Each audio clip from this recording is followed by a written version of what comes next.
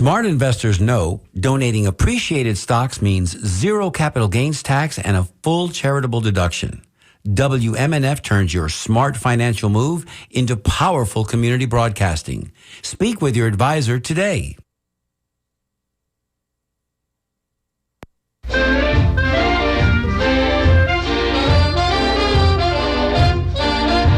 Would you like to swing on a star, carry moonbeams home in a jar, and be better off than you are? Or would you rather be a mule? A mule is an animal with long, funny ears, kicks up at anything he hears. His back is brawny, but his brain is weak.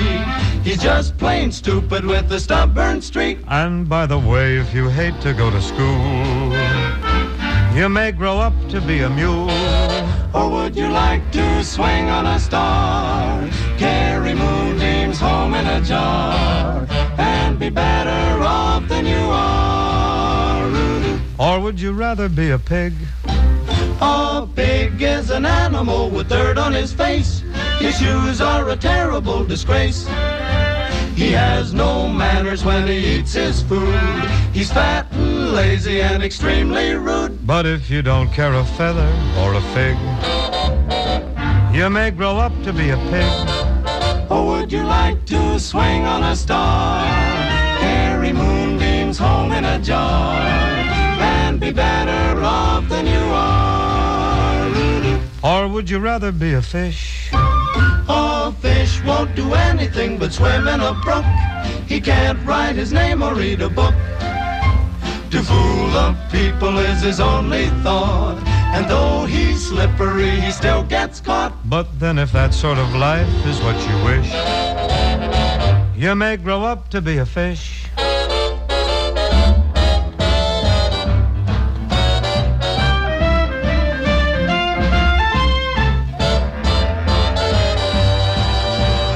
New kind of jumped up slippery fish, and all the monkeys are in the zoo. Every day you meet quite a few. So you see, it's all up to you. You can be better than you are. You could be swinging on a star.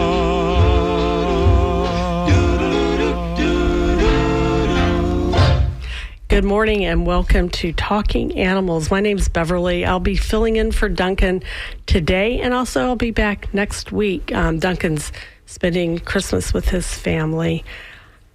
Well, we've got a very exciting guest today. Tiffany Neal is in the house. She's a rescue out of Polk County, operator of Tiff's Pack, which is got a nice, healthy social media footprint. So we're going to be talking to Tiff in a few minutes. Right now, we got to get you into this Christmas spirit. This is Guster on WMNF. Meow, meow, meow, meow, meow, meow, meow, meow, meow, meow, meow, meow, meow, meow, meow,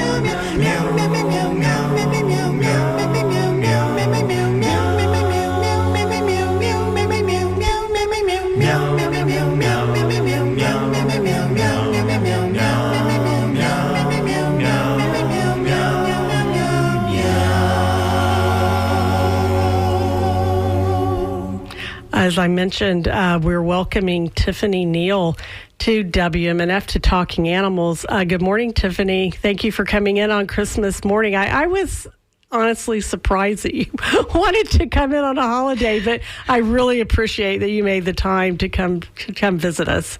I appreciate you inviting me. This is definitely an honor. And, we weren't doing anything. I would tend to the animals.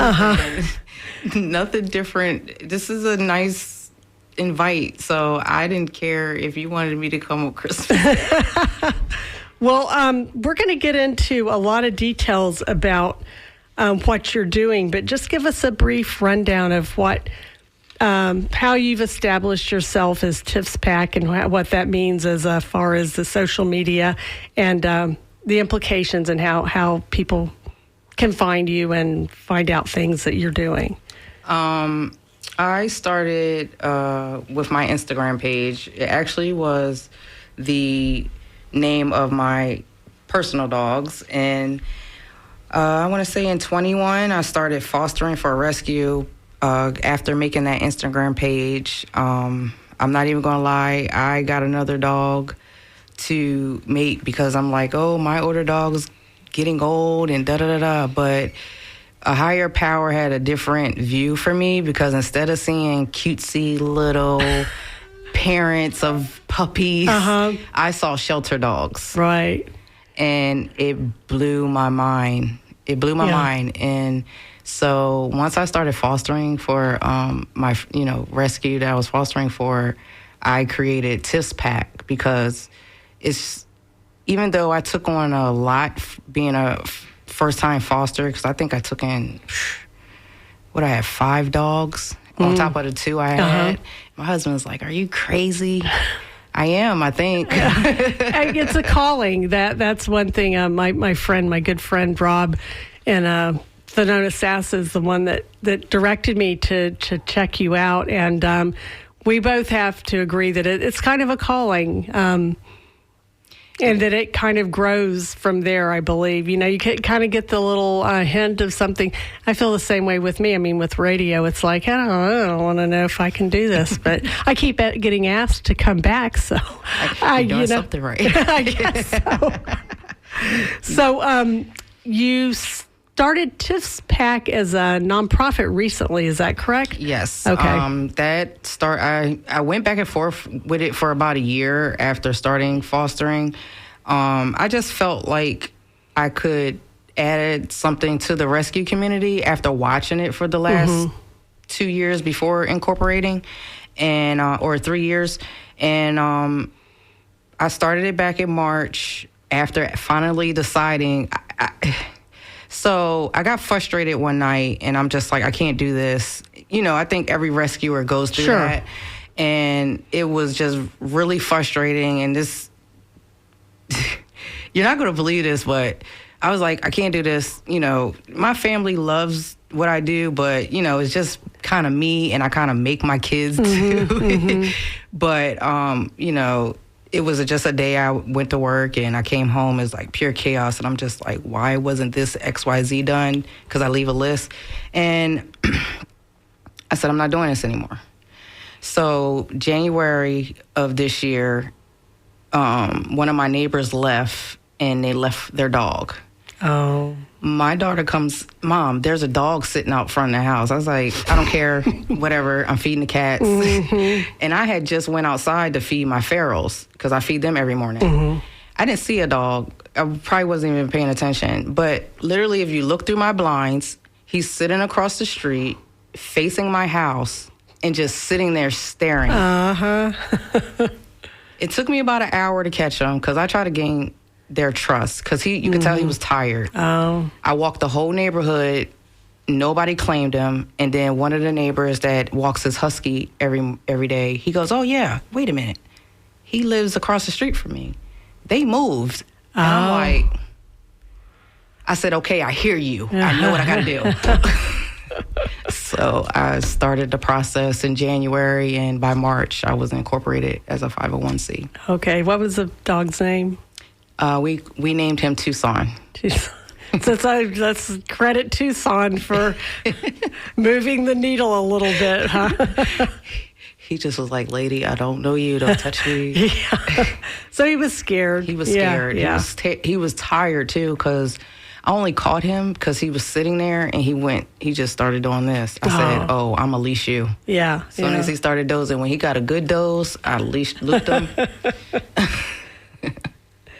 One thing that I've come to understand, and maybe you can explain this a little bit better because I'm just kind of getting a little drift of how Rescue Me Tampa Bay operates and that you are affiliated with them, and give listeners a little bit of an outline of what Rescue Tampa Bay is and how you work with them. So, like I said, when I started fostering, you know, I just started getting a lot of shelter pages of volunteers and, you know, of shelters. So Rescue Me Tampa, I have been following them for about 3 years, but never really interacted like a rescue. But I used to be like, oh my goodness, like why are these animals, you know, why can't they? Well, what is going on out there that this is happening? Yes. I think is what I've thought when I've looked at the page, and honestly, there's only so much I can take because I want to go get them all. And unfortunately, that's what I've been trying to do. But it is, you know, a joy to know that this one gets to live another day, and that satisfies my heart so much. But I've been following that page for a while. It wasn't until I became a rescue that I did more interacting because I can do more. Right. And once I met Ann and spoke to her, she's awesome. You know, she's one of the ones that runs that page, and they just put it out there. They put it out there like, you know, a lot of stuff that they go up for is treatable. Right. You know? So Rescue Me, as I understand, it's a Facebook page. Yes. Regional or local to the Tampa Bay area, somewhat regional Central Florida? Yeah, maybe? I'm about to say they have a lot of followers. And a lot of people that post on there or say they're in the UK or, you know, other places. Like, or I'm not from there. I'm in, you know, Pennsylvania or something like that. So you know, they have gotten a widespread, which is great because it gets these dogs seen.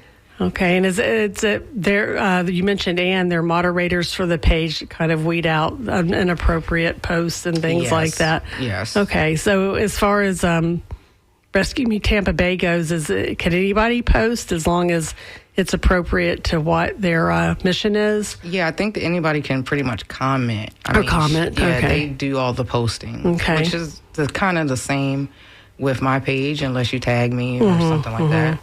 So as far as one thing I know Rescue Tampa Bay does is post dogs that are on the use list. Do you mind going into that a little bit? Well, that's what really attracted me once I was a rescue. I just couldn't believe, you know, some of the stuff, but I know it's not anyone's fault but the people in the community who keep allowing these dogs to just be abandoned or, you know, to be surrendered because you can't take care of them anymore, or whatever the case may be. But a lot of times it's fear, anxiety, and stress. Humans go through that all the time. We're not getting put down for it. Right. You know, and I feel like because people just view them as an animal, that's why they have to go through this. And, you know, it's about space, and I get it, but the community needs to do better. They need to do better by these animals. Absolutely. And I read talking specifically about Hillsborough County Animal Services. Yeah, we've talked to Scott Trebetowski here on WMNF and the great work he's doing there, but they can't do everything. They can't carry the load of people's irresponsible behavior, neglect. It's an overwhelming situation. I was out there about 3 months ago just to drop off a donation and to walk through the kennels with a friend of mine who wanted to adopt, and she's still in the process of getting there. And that's okay. You know, it's a process, and you want to make sure the animal's right for you and that it's going to work out of there's it's never just 100%, you know, maybe not 100% an easy paved road, but that you're prepared to face the hurdles before you adopt an animal. So we're not faulting anybody for not running to it's been 26 minutes to animal services to pick up a dog. But if you are thinking about it, can you say a few words about what somebody that doesn't know what they want to do, but they are maybe feel that little tug to step into your world or Hillsborough County Animal Services as an option? I say do it, but you have to have that confidence. Confidence goes a long way when you are adopting any animal, but shelter dogs, usually the older they are, they've been through something, you know? So if you have the confidence to, you know, be there the whole way. Like, don't just get them because you're trying to save them off a youth list, or, you know, this dog reminds me of my old dog, or, you know, this dog is so cute, because every animal is different.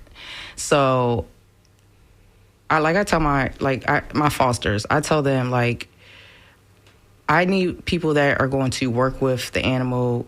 You know, I don't give them, you know, my harder cases, of course, because I wouldn't put that on anybody. I take the harder cases because I'm like, you're going to get right. But, you know, people that want to adopt, if they could even do the paw edition that Hillsborough has, or, you know, take them out on the adventure trails. Yeah. That gives you a sense of those animals. It shouldn't just be the volunteers going to do that. If a person is interested in, you know, adopting, they should do situations like that. Even with a rescue, you know, maybe go beyond just a meet and greet. Maybe have them, you know, stay a week with you, or come visit them often to see how you do with them. So that's how I view it. Just don't jump into it because you want another edition. Plan it out. Make sure that's what you want to do, not just to have another, you know, pup or kid. Or to relieve your conscience if there's some bad feelings come over you. You don't want to bring an animal into that situation. I do like that you mentioned that I call it the test drive you can do with Hillsborough County. You can take them out for, I mean, it's, and I've not done it, so I can't speak to exactly how it works, but basically you're test driving the animal, or you're just giving the animal a break from being in being in the shelter, which they have as far as I know, I've not been to many shelters, but they have a great facility. Yes, they do. But it's still an institution. You know, they're still in basically a cage, and they get a break, if, you know, maybe a few hours a day, but it's not a good situation for any animal, but especially a high energy or a dog that's been somewhat traumatized. So, do you want to speak maybe very quickly, lightly on the use list? Is that something that you can talk about? I mean, I know it's a hard position to be in. I think at one point I was going to try to get into the animal control with Polk County, but I was like, when I saw euthanasia, I'm like, I can't do that. Yeah. I'm going to just go ahead and pass and not even try. But unfortunately, like I said, the community has to put if you see something, say something. Like, I had a neighbor when I first moved in 2 years ago where we live at. She had about 5 cats when I first moved there. By the following summer, it was like 20. Yeah, that happens. I was like, what do you, I ended up gathering them up, you know, partnering with Melanie Leslie, which is a good supporter of my rescue. She was supporting me before I was a rescue. And that was about 2 years ago. And I was just like, if more people do that, you'd be amazed how many people I hear say, oh, my cousin's neighborhood is overrun with cats, or my sister's neighborhood is overrun with cats. They have stray dogs. Well, why don't y'all do anything? Yeah. It's crazy. Yeah. You kind of, maybe old school way of thinking, animals kind of ran astray or ran amok, but not so much anymore. Usually if a dog's out running around, it's because it got out or something happened to traumatize the animal. Thank you. You know, so that's exactly what I grew up singing. Oh, yeah, like, hey, Chris, your dog's out. Not nowadays and then they treat them as the problem. One of my neighbors, I was just so shocked at him. He ran out his house. He didn't have a shirt on or nothing, just to chase the cat off his lawn. And I happened to be in the window, and I was like, oh my gosh. And he looked at me.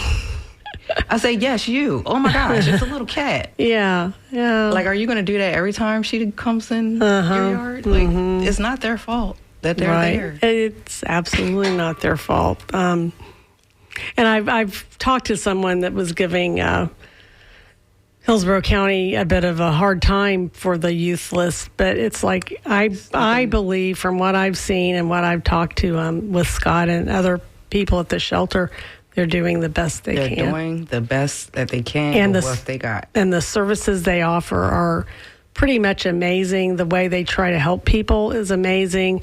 They just had, and I'm sure they do this on a regular basis, but they had the vaccination clinic at HCC in Brandon. Lots of things like that, and it's all available on Hillsborough County's website. Just go to Hillsborough County.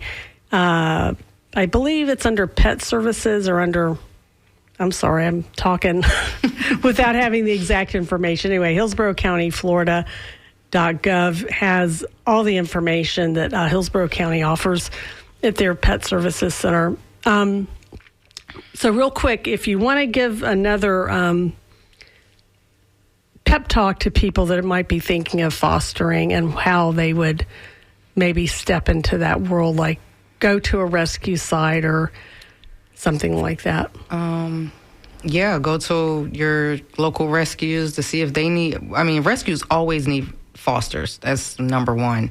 If you can't foster, maybe volunteer. But fostering is so rewarding because you're actually giving that dog a piece of home. Mm-hmm. They are, able to decompress better. They are able to be around family, get home trained, house trained, because, some pups don't even know how to be on a couch sometimes. But fostering gives more one-on-one, and it's better feedback than just taking them out for a day or, a week. A lot of times it is long-term fostering. But in that time, you're able to know that pup, like, is not what it listed, before he was going to get euthanized or whatever. Or he just needed time to be open, in an open space, because being in a pen, is very stressful. I wouldn't want to be locked in one. But to get them out and fostering for a rescue is awesome, because we are able to get more dogs out. And that is, and kitties, because I'd rescue kitties. Yeah, we'll talk about the kitties. We need to give the kitty cats equal time. But I think you brought up something that is very subtle but invaluable, is kind of being able to write the review and write the personality outline, the personality description of the pet, and if they do well with kids, or if they want to chase cats, or, things that maybe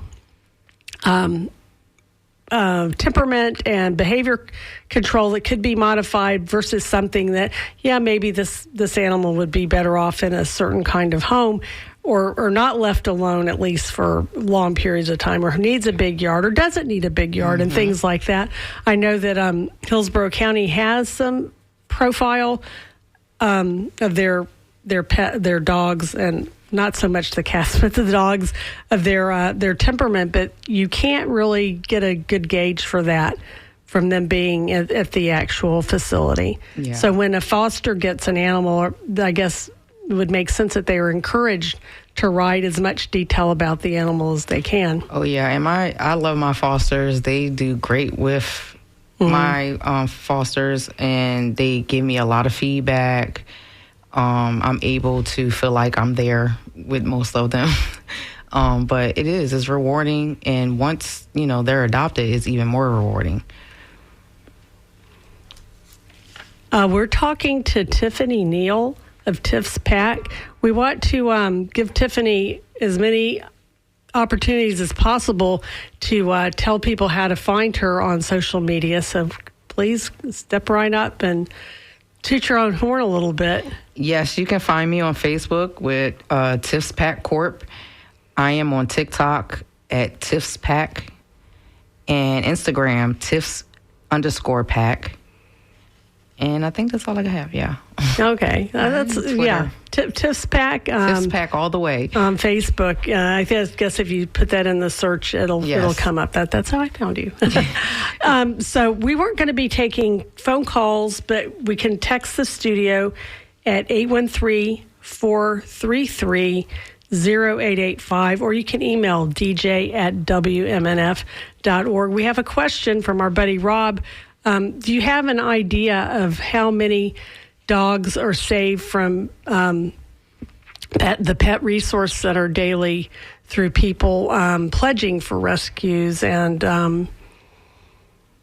dogs going into foster? And how many dogs are pit bulls? Well, I can probably answer that, but go ahead if you have any kind of statistics or information, because some people like that number. For me, I've only been a rescue partner since September, like mid-September. So I've rescued 18 from the shelter. Of them, I want to say 90% are pit bull or pit bull mixes. They are a very, very overbred breed. And I don't think people realize that, you know, in the wrong hands, those dogs can be, you know, tormented just because of their breed. Like, I think I saw one time someone said, and they were like, all pit bulls need this. And I'm like, this is crazy. But that's what kind of overpopulates the shelter, because people have so much easy access to them. That's, and, you know, I'm not an expert. I've looked a bit on breed discrimination legislation. Duncan's talked extensively about, in the past, about what, air quote, what is a pit bull?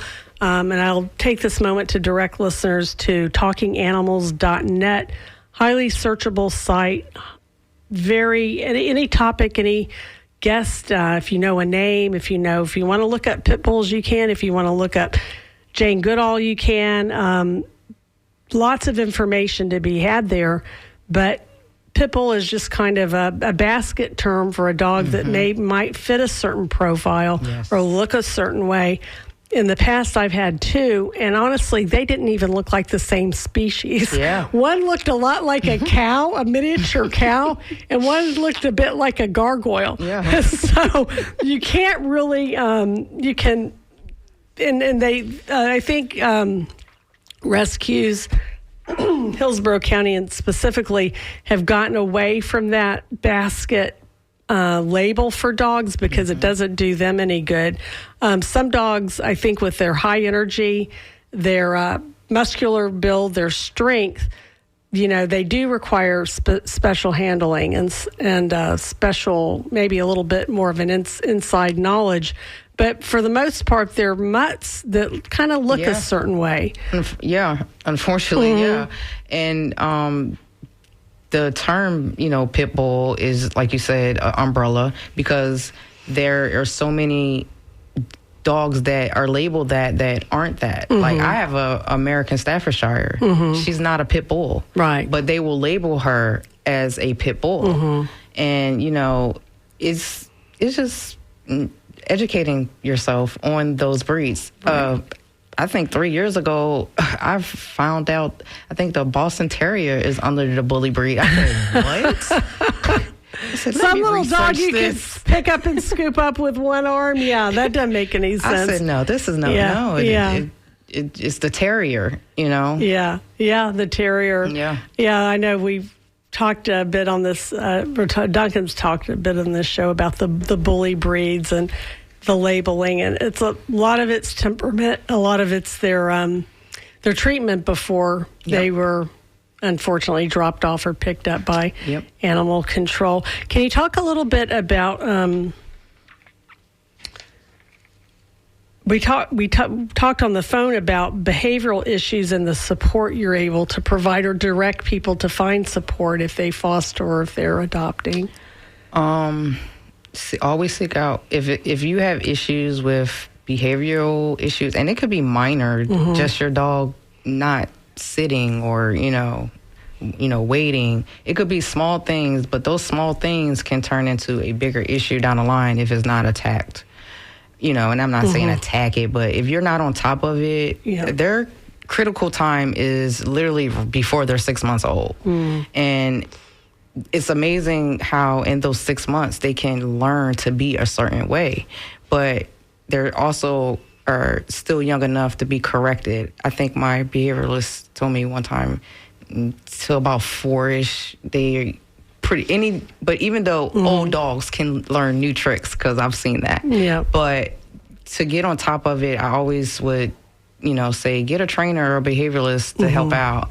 I used the Pinnacle Center training, the Pinnacle Training Center, which is a husband and wife duo, and I had been following them for a little bit, but I just met up with them in about October. So it actually made it so much easier for me, even, build my confidence more with working with dogs, because I've been bit plenty of times, but they have helped me build my confidence with working with behavioral issue dogs. Even though I had a behavioralist, before them, because I have a solo dog that she went from, towering over other dogs to just a little growl. I don't want to be bothered. But with both, I've learned that dogs don't have to be friends. They just have to coexist. And the Pinnacle, they really, since I've been a rescue, they have really helped me learn the dog better. Because it's us. Yeah, right. That we talked about that, the training the human. Yes. It's definitely us. I appreciate you saying that. Is there anything that you want to say or maybe touch on with the sponsoring or people pledging towards a rescue? I know that comes up on the Rescue Me site. Is that something that you feel? My honorable pledgers, I love them because they actually honor their pledges, but I don't really pull dogs because of pledges. Okay. To be honest, before I was even able to be approved as a rescue partner for Hillsborough, I went and adopted the first 3 dogs and I just transferred them over to my rescue because I didn't want to see them go. Right. And that was Princess, Ace, and Blade. And they are doing wonderful. Like, actually, my trainers had to go to Blade to help him because Blade has issues. He has a little territory issues. He'll chase off dogs. I've seen him do that myself. But, maybe try to chase the cat. But I sent them to my foster to help her build her confidence so she can regulate him when he does stuff like that. And, they've already had one session. They'll go back for another session. But it's all about helping, you be confident about handling, even if Blade was her dog, you need to be confident that he is going to follow you as the leader and not do what he wants.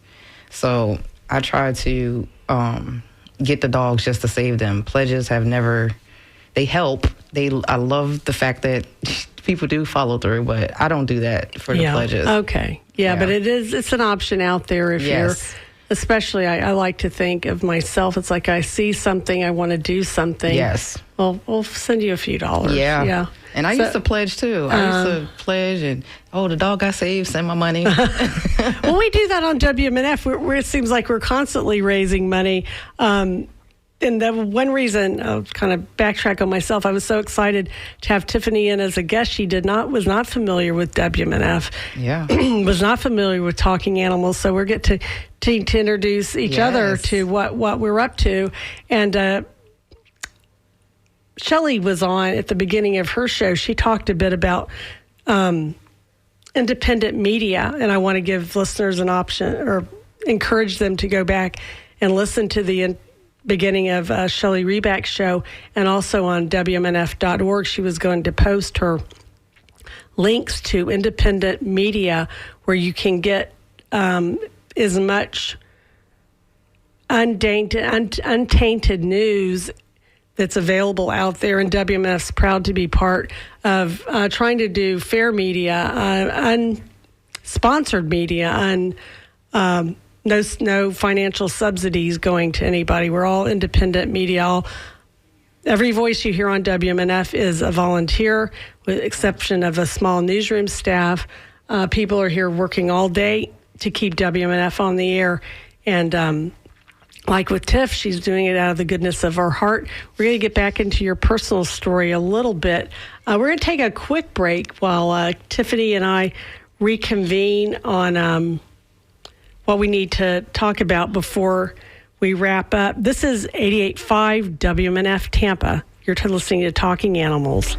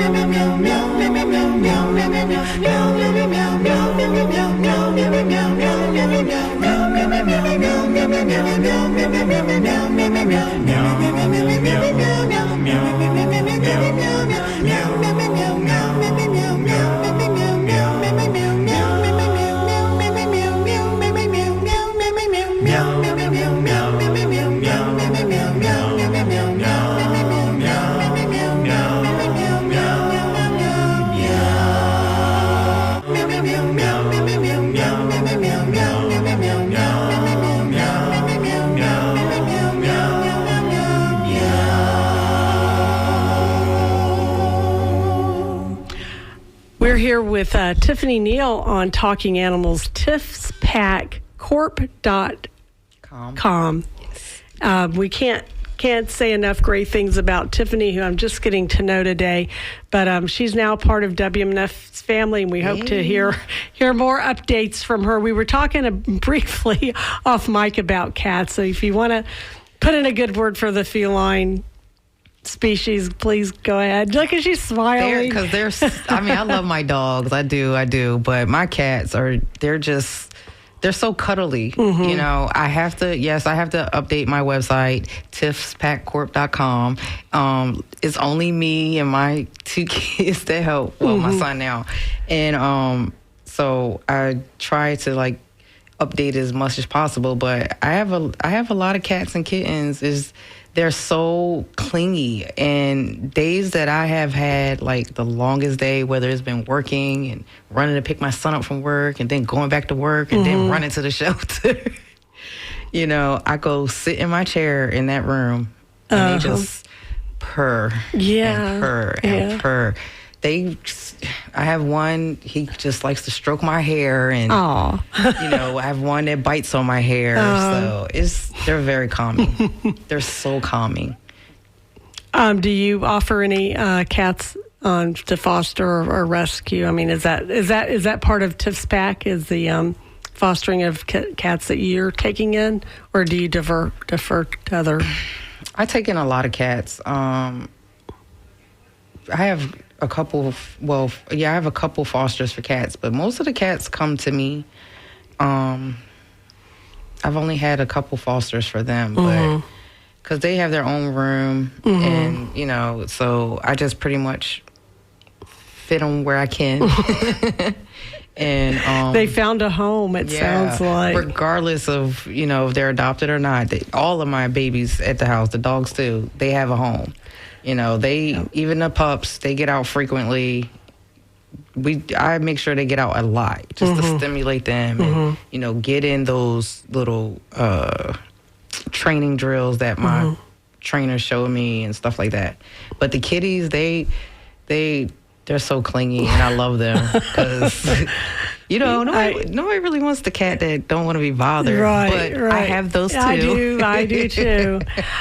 If you don't mind me asking you a couple of personal questions, you're an independent business owner, which makes my heart sing.